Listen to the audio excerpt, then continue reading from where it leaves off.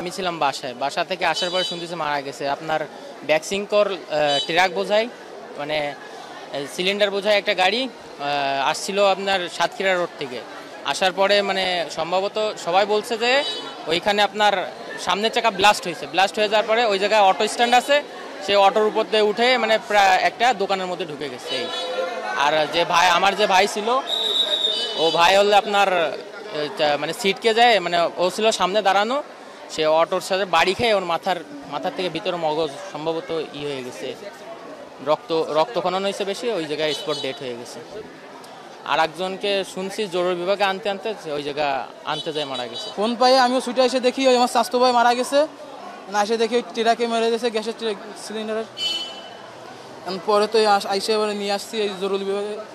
এই জরুরি বিভাগে যে রয়েছে হচ্ছে কি মামা হয়, মামারা এসে দিছি, আনার পরে মারা গেছে এই জায়গা।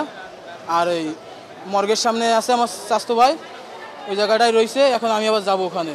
আমি হলো কোয়ে বাজার থেকে আসতেছিলাম, অটো থেকে নেমে টাকা দিছি। অটোতে ছিল 7 জনের মতন ড্রাইভার নিয়ে।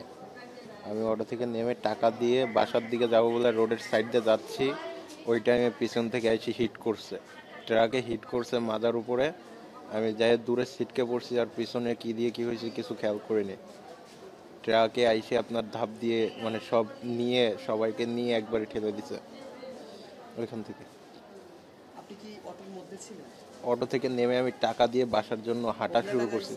হ্যাঁ, 9:30 এরকম, 9:30 পৌনে 10টা এরকম।